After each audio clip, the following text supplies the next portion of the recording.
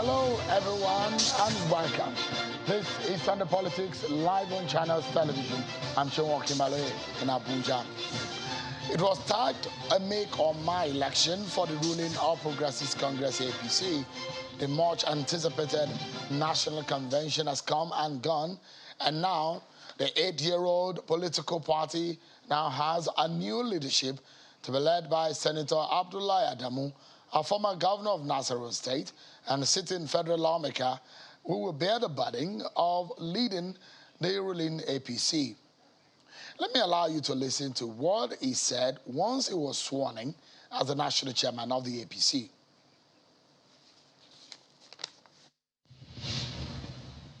We accept the mandate that you have placed on our shoulders, and we will work hard to ensure that we fulfill your expectations for the greater good of our great party and our very dear great country.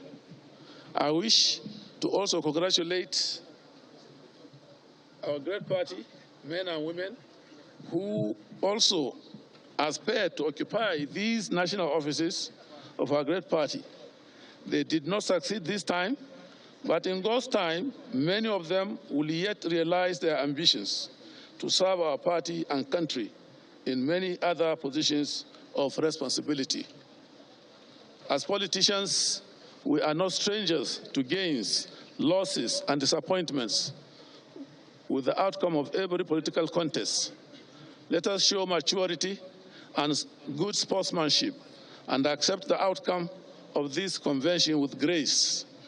Our party needs all hands on the steering wheel so that together we can steer the ship of state through the inclement weather of our divisive national politics. Well, there have been meetings and series of consultations before the convention, a convention that looked like a doomsday for the ruling party considering some of the issues that cropped up before Saturday. One of the meetings was the one by President Buhari and the founding members of the APC. One of the colleagues of the new national chairman was part of that meeting. He's a colleague of the new chairman in the Senate and is my guest tonight. He's a two-term governor of Imo State, a philanthropist and a businessman turned politician, and now federal lawmaker representing Imo West at the Senate. Senator Okorocha is our guest tonight on the program. Thank you so much, Your Excellency, for joining us tonight. Thank you. Appreciate it.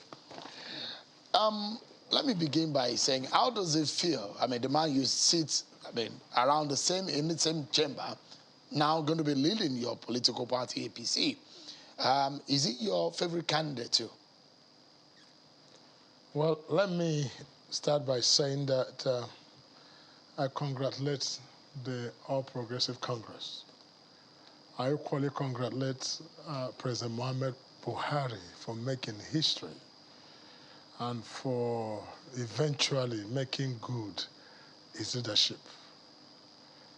Because anything outside that would have been very good. Let me also congratulate the entire members of APC for proving the whole world wrong that APC cannot come out of this convention, despite the fact that there are still many who feel aggrieved. But talking about the person of Senator Abdullahi Adamu, my interactions with him at the Senate shows that he's a focused gentleman, a man who insists on what he believes in. He's not a pushover person. And he's the one that speaks what is in mind. I don't know him to be this slimy, cunning personality. He says it the way it is. And I think that's the kind of leadership that APC needs at this time. So, similar to the Adam Soshimole kind of character, isn't it? Well, the one who says it the way it is. Well, that's a different thing I'm talking about. I wish you don't bring about this Adam Soshimole. Old things are passed away. We're talking about new things now.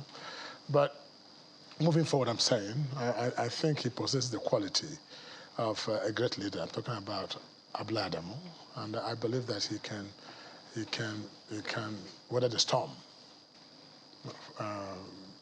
on things concerning the party. But most importantly, is that he has a lot of job to do to reconcile warring factions. And because many people didn't come to that, many personalities didn't come to that convention yesterday. Of course, you can see some people are aggrieved. But all that being said is that he has a lot to do. Reconciliation is needed now. And my appeal to our members of the party and those who feel hurt that they should also try and borrow a leaf from me, that I could be said as one of the most hot person, if that's to say. But sometimes being a leader is ability to take anything, even if it's nonsense, just take it through so that we can move forward. I will appeal to those who feel aggrieved to see this as a window of opportunity to reconcile and move on. And advise those who find joy in the failure of others to make a rethink, because life is not about just winning. Sometimes it's about accommodating. So Abdullahi Adamu will do the necessary things. I believe strongly that he can reposition the party. Looking at, since we're talking about the personality of Abdullahi Adamu, he's 76 years old, a lawyer, a former governor of Nasarawa, a two-term governor just like yourself, a sitting senator, a former minister of state of the Works and Housing Ministry under the military era. He's had a very long political background and association with MPN, UNCP, the PD. He's a founding member of the PDP, and particularly his age and the kind of burden that the party, the kind of burden that it will have to bear now. Can a 76-year-old bear that kind of burden? I mean, there's a lot of work on the desk of a party, APC national chairman right now. Well, let me say something. I think what you have put together is a well-experienced gentleman, having experiences in every field of life, every section of life. I think it's highly commendable. Abdullahi Adamu at 76 is still quite strong enough to handle the affairs of the party. He will do just that, and I have no doubt that he can do it. But let me tell you something, Shehu. Some of the time when you see people or individuals saying that they have a lot on their table, there are a lot of packed on their table, it's because sometimes they are confused. If you know what to do and how to go about it, the job is simple. Or it's only when you're not trying to be straight with the job, then you have to manipulate the system that you create more problems for you, more headache, more paperwork, and more of that. Be straight, and the job is simple to do. What does it take for a national party chairman to do? What work does it require? Other than traveling to hand over flags and make campaigns and make policies and let people execute it. Really? Yeah, definitely. I mean, you were the one who said that, the national chairman will have to do a lot of reconciliation. Yes. I mean, and you know what, the nocturnal nature of you politician, a lot of times you don't have good sleep. Yes. Sleepless night. Yes. You have loads and loads of consultations and meetings. I mean, for a 76-year-old, you think that is healthy enough? But okay, let me just ask you. That's what I mean, do something straight. It took President Muhammad Buhari 2 weeks to fix this party. 2 weeks. And that's what we needed. If you had listened to me in the time past, I said President Muhammad Buhari, his word would be a healing wound, a heal of wound, for all of us. And when he called the governors and called the founding fathers and called the National Assembly leadership, things began to fall in place. Once people perceive you to be honest and straightforward, and they believe in what you say, that you don't manipulate, the job is simple. That's what I'm saying. So it's only when you try to, do things that are not right, then it becomes tedious for you. But what does it take to say, oh, look, you are right, you're wrong. Do this way, let's get moving. And people will do that, just that. Just take, for instance, where you have court judgment. What does it take, actually? What does it take to say, look, gentlemen, there's court judgment here. Can all of you obey the court judgment? I can't go above what the court judgment have said. What does it really take? Does it take a night meeting or nocturnal meeting? No. So the work is very simple. Only those who practice in such a way that makes it very tedious, especially when there are no truths in you and you don't want to explain the things the way they are, then you have these issues. So when President Buhari came up and said, this should be done, and give people recognition, that's what party is all about. The job is very simple, and we even help you do the job. Let's tell our viewers that breaking news that we're following for you right now is that the governor of Rivers State, Nyesom Wike, has declared his interest to run for president of Nigeria in 2023. Governor Wike visited Benue State today, where he was said to have made that declaration of his ambition to become Nigeria's #1 citizen.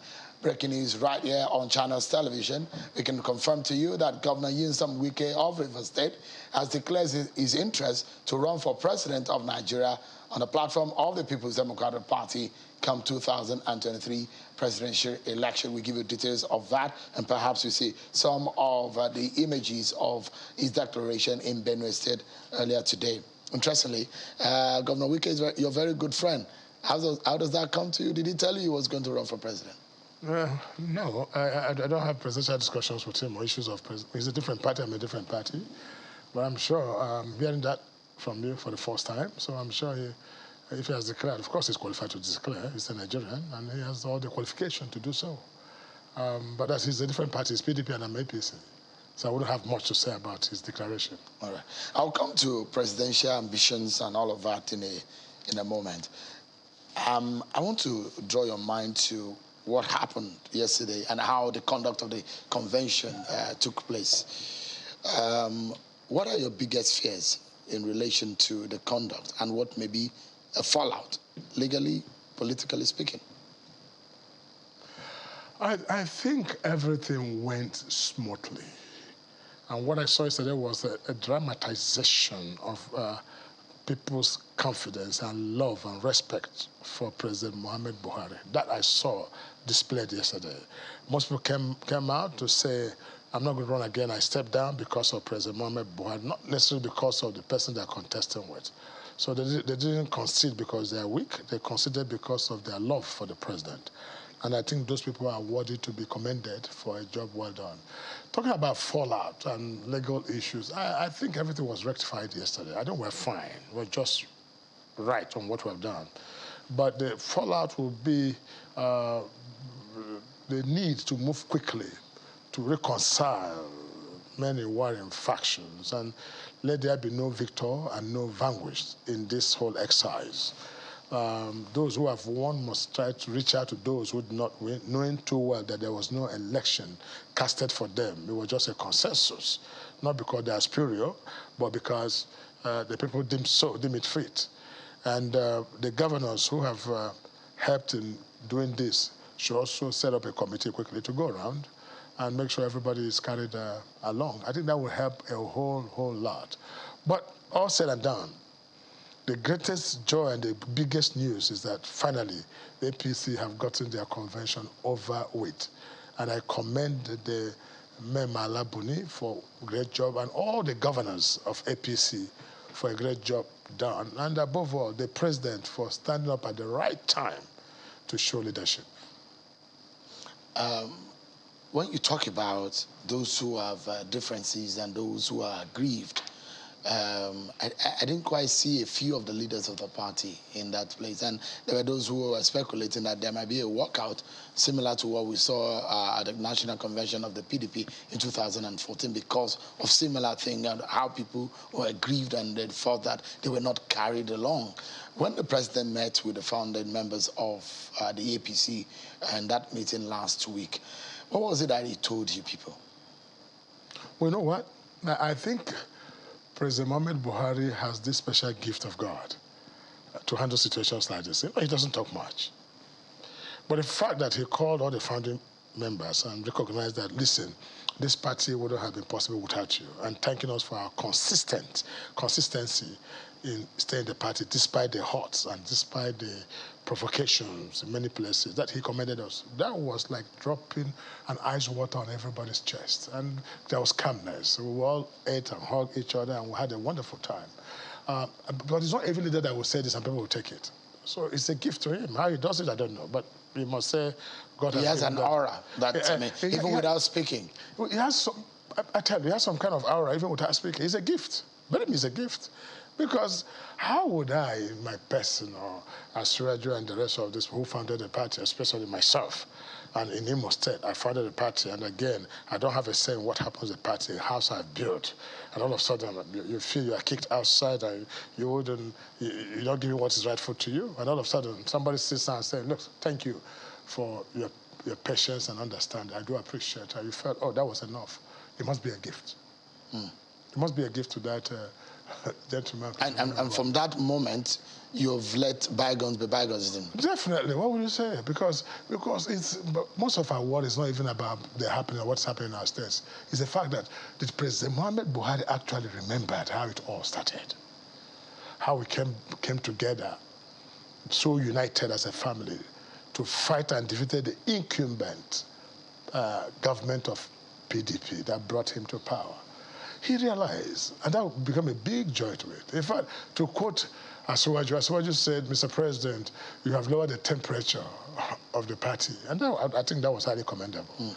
And to us, so it was inconsequential, whatever is going on in Imo State. The fact that I understand now that the world understands that Rochas was a key player in the formation of this party at a time when where I come from detested the name Buhari or detested the name APC and gave me Okorocha and all kinds of names, and I was rejected literally. But with God's help, I won my elections. Buhari was the bad news for me in Imo State. So I won my presidency, my governorship in spite of Buhari. And so, just unlike those in the north, they won their governorship because of Buhari. So the first was the case. And I wondered if I've gone through all this and I insisted Buhari must be the president. Put Buhari. And some places my doors were not open for me. I insisted. Now, at the end of it all, and I've gone through all this what I went through, but one day I woke up, just a few days to the convention, and President Buhari calls me and said, hey, come, let's have a dinner. My governor. When he said that, and it was like, oh, what is that? So whoever is doing things that's like coming to the house I've built, that's a feeling. And I can't watch the house I've built crumble, no matter the pains and the anger. And I'm happy with that. And let's forge ahead to make sure we accommodate more people. But your governor has since reached out. He was on this program that he said, he was even calling and saying that he wanted peace with you. My friend, I have a very interesting governor, very interesting. In fact, it is a certificate of expertise. I'm his brother only at night on Sunday politics, but in the morning, he'll go and take over my property, arrest me, and do all that. But they said that was about law and procedures. No. But it's okay. Whatever it is, I've let bygone be bygone. I forge ahead. You see, what you must know is that you don't keep malice if you want to grow. Part of quality to be a leader is to be able to chew nonsense and take nonsense and move ahead. So the case of Governor Hope is no longer an issue for me as far as I'm concerned. He's the governor, I recognize him. I had somebody contesting for the candidate he brought in. I said, step down, let him produce. Let peace reign. All I want is peace. You've moved forward. I've moved forward. You've moved on, rather. He's behind you now. So you're ready to work with Governor Usodima? Even anybody worse than him I can work with now in APC. And I've been doing that actually. You see, I don't raise doors. All I do is that when the dust gets so cloudy, I try to make sure I cover myself from it entering the dust getting into my eyes. But that's not what I'm fighting back. I never fought back for one day. If I do fight back, you know I fought back. But was it him that was, was it him fighting you? Or it was the issue, Ihedio's government that raised some of the issues that you had with government of Imo State? No, Ihedioha was a much better candidate when it comes to fighting. It was much, much better than... I'm talking about Ihedioha set a panel, but he did nothing with the panel. But Uzodimma came, and of course you know that panel set by Emeka Ihedioha was a panel of people who I defeated, who were angry. And you came back and took over from there and actualized, and some of my property vandalized and cars vandalized, my children beaten, my in-law arrested and kidnapped, and many things. So, but others are gone. I wish him well. Let's forge ahead. How many are we in the Igbo land? How many are we in the Southeast, actually? That will keep every day. That's not good news for us. We have more challenges out there than this. If I show you the list that was produced, and if you listen to those who are really aggrieved about the process of yesterday, they describe it as imposition and coronation. Let me tell you. Listen, Shegun, can I be honest to you? Please do. It's a needless war. It's just a needless war. Let's forge ahead. If you stay here to count who is right, who is wrong, there are many wrongs which we needed the Mr. President to really speak on, which they did. So as far as I'm concerned, I call on all those my party men and women who feel aggrieved, who feel it should not be the right way, to sheathe their sword. And let's move ahead, because the challenge ahead is more. What is more important is, can this leadership now create a free and fair platform, environment for everybody to operate? That will help our party. Because listen, we have a bigger challenge ahead, the PDP. So what we should consider now is making sure that we get somebody who can win this election, who can organize support from across the whole country, be it for president, or especially for presidency. We need a very, very acceptable candidate. That if there's imposition, then that one is no longer within our party to decide. The whole Nigeria will decide. And that will not be good for us. So let us look for somebody and let the party support or allow for free and fair election where the person generally accepted by all would emerge. That will help our party in no small way. I mean, you said it earlier that there's going to be a need for reconciliation and mending the fences. How soon could that be? It has to be immediate, because we have less than 2 weeks to announce our programs for primaries. It has to be immediate. It will be just calling where it is strong. Mr. President can also wade in like he did before. There are very few issues in the party right now. There are people who have court judgments that has not been obeyed, and there are people who are cases are in court, and those who felt that they were not consulted. There are 3 categories. If you have a court judgment, so be it. Good. Obey the court judgment. We can't change anything from that. And for those of them whose matter in court, can you withdraw the matter and let's share the positions to all of you so that you can carry everybody along. You know, because the government will not do it alone, neither will the individuals do it alone. So we can learn from those states that have done their own very, very well and move ahead. So the point I'm making is that a lot of job is to be done, but it can be done in a day. Because the truth is there. If you compare the way PDP did their own consensus arrangement and the way your party did yours, in terms of comparison, does your party really look well in the end? You know, the kind of acrimony that may have emerged, that is possibly to have emerged, in comparing notes. You know what BDP just did was whatever we can do to unite at all costs, whether right or wrong, let's do it for as long as we can get off APC along the road. So they are the opposition party, remember? But this party of ours is sitting on the comfort of power.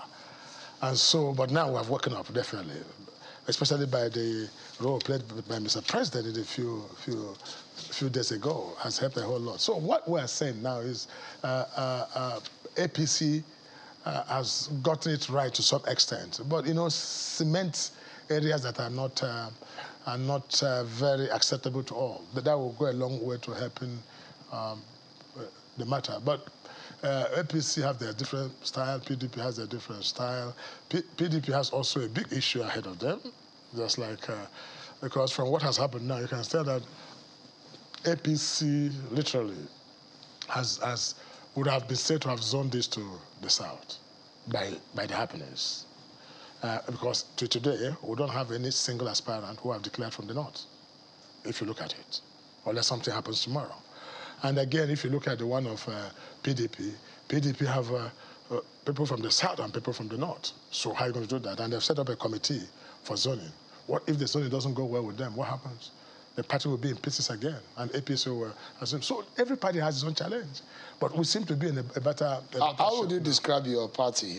Because you've used some words, Iberiberism. How would you describe? Do you have a terminology to describe the situation in your party, the crisis? You know, the press has a way of taking things out of proportion. Like what happened yesterday when I said to them about, I said, Uncle Tinubu, they were asking me a question. I said, listen, I'm talking about the press now, you guys. You said, what do you think about Tinubu? It looks like you and Tinubu might be calling the shot from. I said, it looks like that.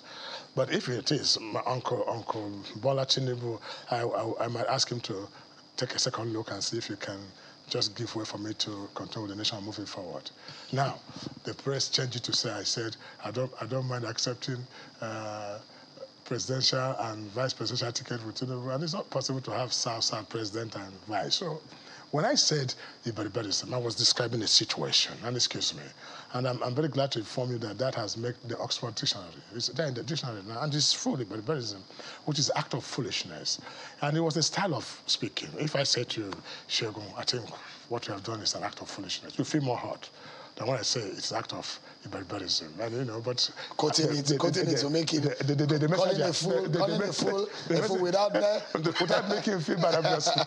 All right. So you don't have a new word to describe what is going on in your party, because the PDP has a word to describe it. They made a mockery of your party. They said your party can, up until now, they call it a sham, what you did yesterday. And in fact, they're saying that the leadership, at some point, you know, your national chairman was arrested by the EFCC. And they're they're challenging the integrity of your party and members of your party on the issues of integrity, trust, in your that your people could have in your party, considering the fact that your party talks about fighting corruption, but allegations of corruption are leveled against some of those who you have elected into the National Working Committee. You know something? Anytime you see PDP clap for us, it means we're doing wrong. Were they clapping? No. Anytime they clap for us and say well done, anytime they say well done, it means we're doing something wrong. Anytime they mock us, we're doing something right. Because we don't expect your political enemy to speak well of you. So anytime you see them angry, saying what we're doing is a shame, no, we've got it right. But anytime say, well done, that means that we're doing something wrong. It must be the opposite. So PDP is, all of us were founding fathers of this PDP. I know about it. I started the PDP. Can I shock you? I started the PDP. I paid his first rent. I kept all the leaders of that party then in Sheraton Hotel, from Rimi to Somola of blessed memory. I know PDP in and out. And I know the thinking of PDP. This is just like a move out from PDP. Almost everybody that is in APC was once in PDP. Let me tell you the truth. So if I've moved out, it must have been for a reason. If this thing that we're crying in APC about injustice, if you see the injustice in PDP, that one is korokoro injustice. You see it is stabbing you and say, what can you do? Korokoro injustice. That's another one. That's another word. You want to hear more? So korokoro is of the kind of injustice that... But it's well. So I think I'm happy with APC now, what's happening, honestly. And I must thank President Muhammad Buhari for showing this leadership. You know, because this is the party that he founded.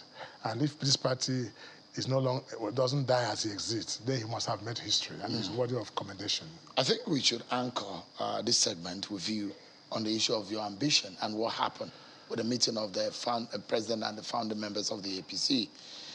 Did the president muted the idea of where you wanted the presidential slots to be zoned? You know, President Muhammad Buhari is a unique man.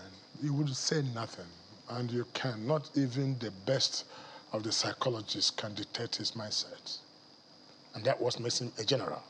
So you were trying to decipher where his body language is? Naturally, all of us would be anxious to know what would be his body movement, but it's zero to everybody. He wouldn't even show you any sign. But I think he knows what he wants to do, and he will do the right thing. At least 3 of you in that meeting have ambitions. Yes. And you don't have a clue as to what the president wants. No. But all you want to do is that, like being a political scientist, you're a political scientist, or you look at the scenario, the question that imagines that everybody in politics will have his shortcomings and this. For instance,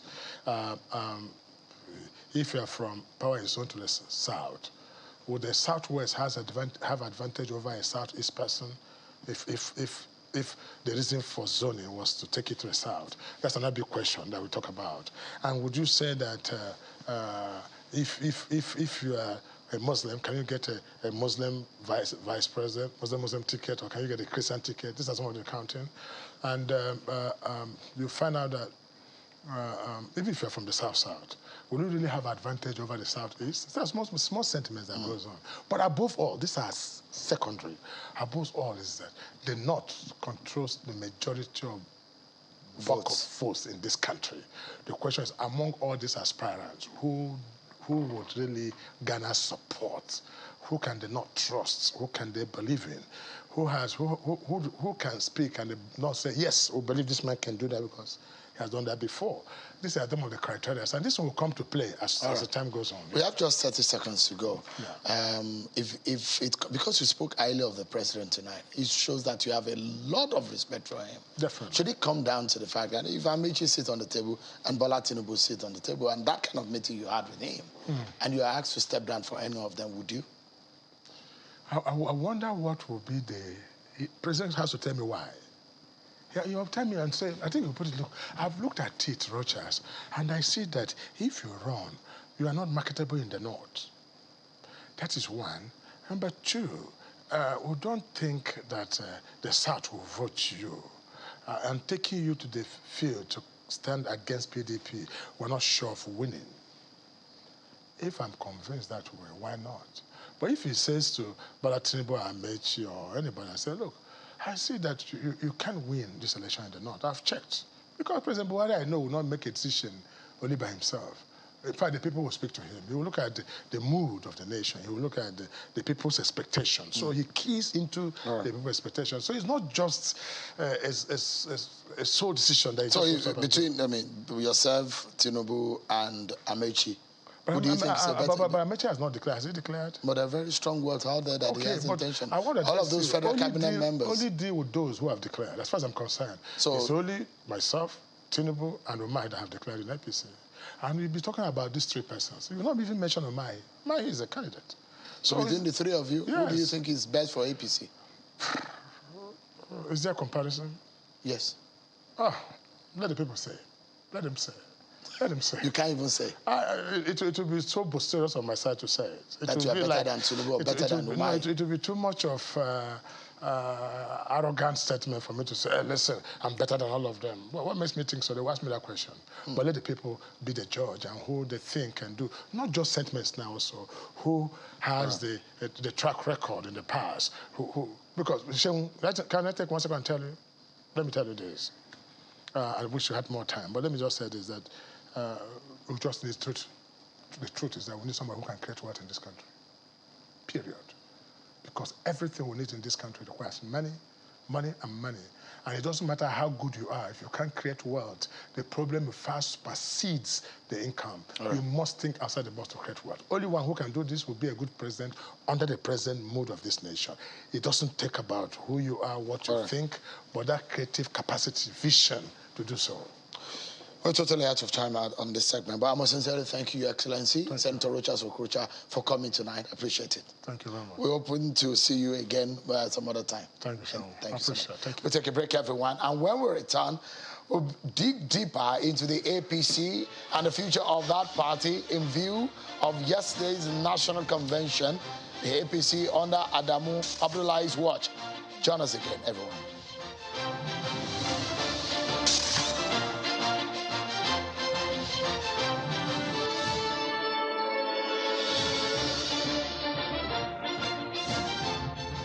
Thank you so much, everyone, for staying with us. Let's take a further look.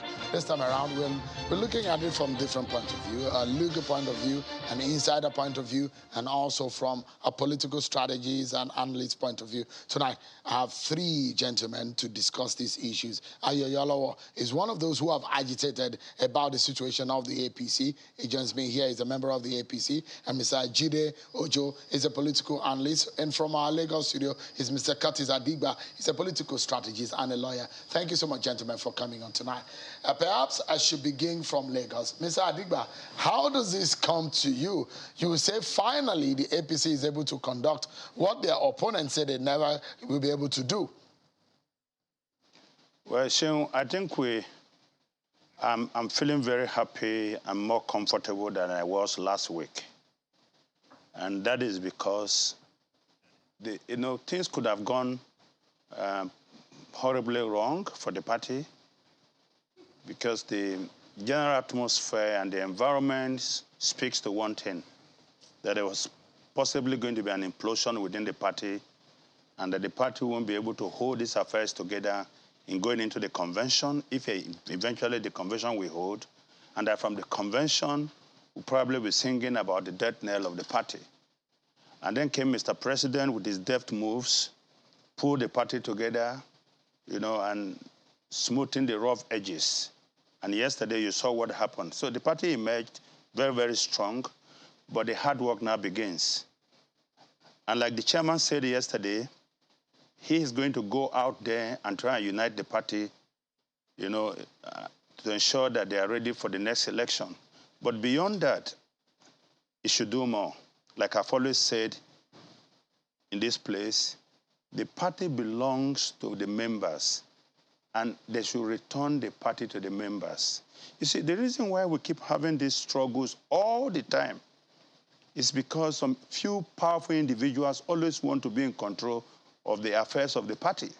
Now, but if you build a party that is organic from bottom to the top, you know the party, you know the members of the party, you know the roles they have played in the party, and of course, you allow them to participate in the process of electing their leaders. But we keep having this situation whereby we go out to pull all kind of powerful people into the party, and once they come with all their assets and liability, and they want to take control. Look at what happened. About a particular candidate, where a lot of party members were angry that because of the role she had played during the NSAS, the things she had said about the leader of the party and all that, they were not happy. But you see, that situation could have been avoided if her governor had not moved into the party with her. And now, after the zoning arrangement that took that position to the south-south, her governor projected her. And the other governors had to agree. The other governors and the leaders of the party had to agree with her governor. And so she got it. But I'm looking at the situation whereby this party can be built from the grassroots and become a bigger and stronger party, you know, and then we have with less potential for conflict all the time.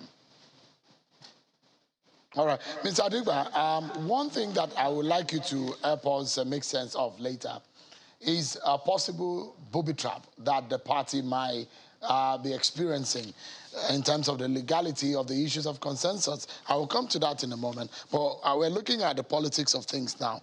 Mr. Ojo, what's your view? You watched it yesterday. All what happened, and if you look at what trailed the convention up onto the convention, the conduct of the convention, would you say that was desirable? Well, congratulations in order to the newly elected National Working Committee of APC. There is no perfect election anywhere. And I was there a couple of weeks ago, and we were like, oh, with this, I recall with Senator Gada from Sokoto, we were like 10 days to convention. With this convention, eventually, but it held. And with whatever imperfections that comes with it, I feel that it's a big hurdle that APC has been able to cross. However, I have issues with the way they interpreted their own consensus. Because I see Governor Badaru say, you must, it's like a must have consensus. Yeah. Consensus shouldn't be a must. The electoral act says, if there is no consensus, go for direct or indirect primary. But situations where you are saying, you must have consensus, and people are now being dictated to, okay, go and negotiate. And then the caveat is, okay, if you agree to consensus, we are going to repay your nomination and your nomination form. Yeah. But if you fail to do so, you not get it. It's just like, and I felt in another time after this consensus thing should happen at least minimum of a week to the convention. Yeah. So that you now know those who have insisted on going for the election, it's not on the ground of convention you will be forcing people. Some people had about 3. But it was like a conclave. There was a drama. There was a drama. Someone was announced to have stepped down, but the person came forward and said, no, I did not step down. We even saw someone crying that he was being forced to step down for someone who just came to the party 2-3 months ago. All manner of drama played out yesterday, but INEC was there. INEC saw everything. And if INEC, and I saw, you know, you was talking about whether this is in full compliance. Absolutely. With Electoral Act Section 84, we talked about, yeah, because they said written withdrawal. Maybe we can show that. Written withdrawal. I thought we and the written withdrawal is coming after the fact. Is that what I said? The legal booby trap. Now, because if the producer can put that on, Section 84, 9, 10, and 11 says a political party that adopts a consensus candidate shall secure the written consent of all cleared aspirants for the position, indicating their voluntary withdrawal from the race and their endorsement of the consensus candidate. Where a political party is unable to secure the written consent of all cleared aspirants for the purpose of a consensus candidate, it shall revert to the choice of direct or indirect primaries for the nomination of candidates for the aforesaid elective positions. 11 now said, a special convention or nomination congress shall be held to ratify the choice of consensus candidates at designated centers at the national, state, senatorial, federal, and state constituencies, as the case may be. This presupposes that you should have had a written consent before. Well ahead of the convention. I saw that you were laughing. It was there a due compliance. Consensus is consensus. No, let's not drag this issue. We are not putting APC. I will not sit here and put my party in a court of law on television. The president has warned us away from this, and every member has agreed. Whatever happened yesterday has happened. The most important thing, my brother Curtis Adigba has said it there. Everybody assumed that yesterday would sound the death knell of the APC. But we have come out of this and we are fine. All the written consensus, everybody wrote before they came upstairs. You just didn't see it. That was not true. No, it is true. You didn't see it. No, they don't have to submit to you. They submitted to the people. But where we need to see the evidence. Yeah, it is not you. It is INEC. They don't care about you. We care about INEC. You're a television station. You're not INEC. All of them submitted before they came upstairs. I'm a journalist, and I'm part of the process. Anyway, I am telling you that we have done what we need to do. What I want is for everybody to move forward. And I'm going to be saying this to especially the young people, those ones on the social media. I'm appealing to our young people, especially the APC young people and the supporters. There's no need for all the fighting and insult being thrown around. We are one party. And like my leader said earlier on, we have a bigger fight to fight, which is the 2023 election. We cannot be fighting ourselves. We have done what we needed to do yesterday. Like my brother here also said, no matter the flaw and the imperfection inherent in it, the joy is that the result is here.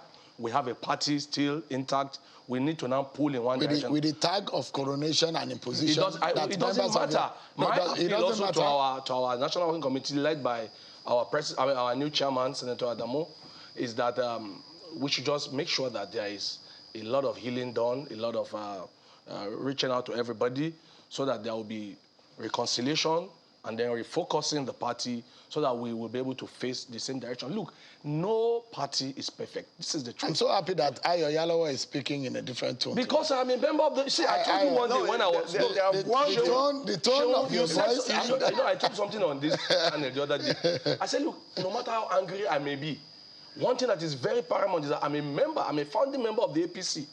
And the only thing I want is for the survival and the success of the party. No matter my anger then, it was dropped on Friday, the moment we know the convention was going to hold yesterday. A lot of imperfection, I agree. But the most important thing is that the party should forge ahead. All right. Ayo does not want to talk about consensus candidate and the booby trap, but we will talk about it. We know that you are an interested party and you fear it. Let me ask Mr. Curtis Adigba, from a legal point of view, I see trouble, but do you see it?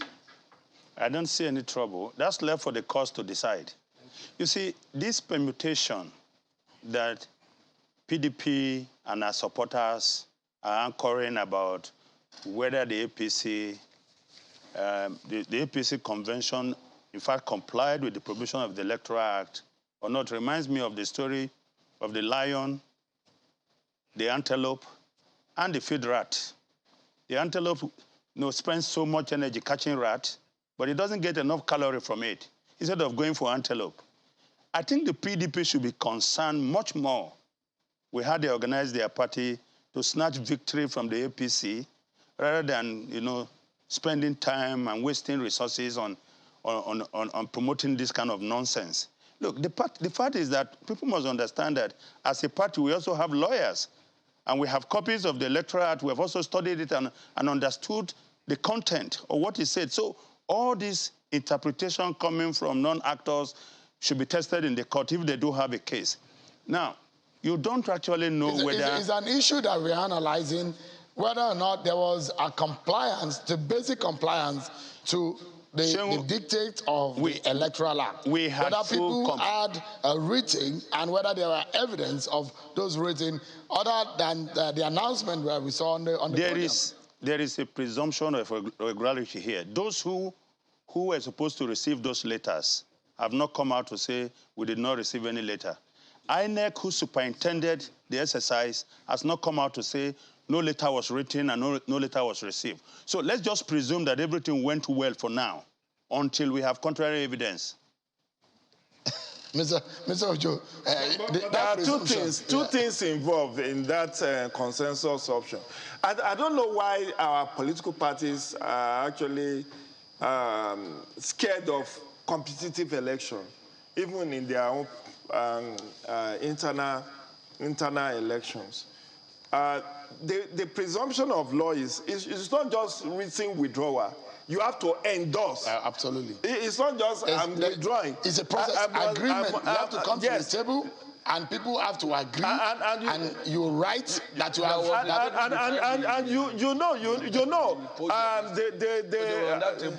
His Excellency George Akume was the one that wrote on behalf of all the presidential aspirants. No, actually, he said it was attached. You just didn't see the attached letter of other people. See, this is the problem. People are being presumptuous. Okay, let's people are presuming for us, and like Curtis said, please, anybody who have issue from the PDP should go to the court. However, you invited us to come and watch. No, he also advised pointing out the they things should that spend more time. Yeah. You are not the opposition now, you won't go to court. I'm a journalist. We monitor. Exactly. It's not your business to go to court. I'm not going to court.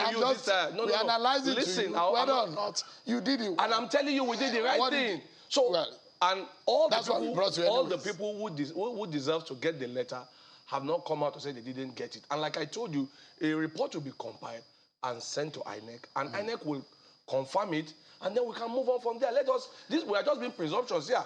Like I told you, there was a table behind the podium.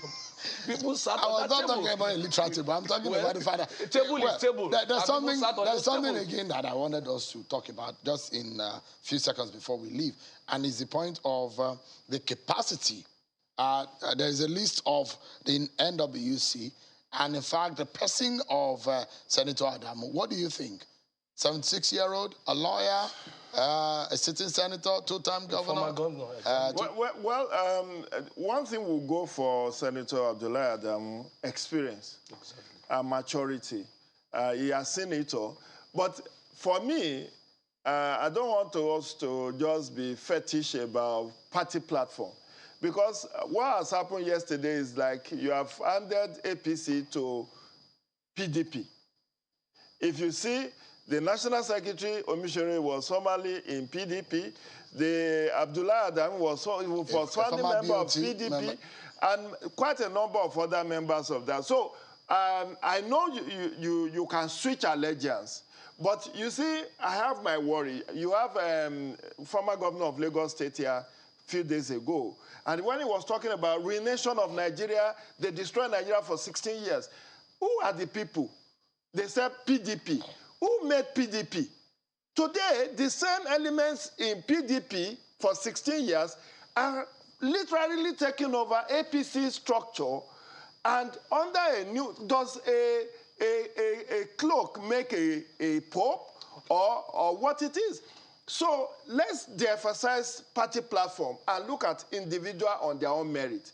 Adamu Abdullahi is knowledgeable, a lawyer, administrator, senator. He has both executive and legislative experience, and now crowning it up with the position of national chairman.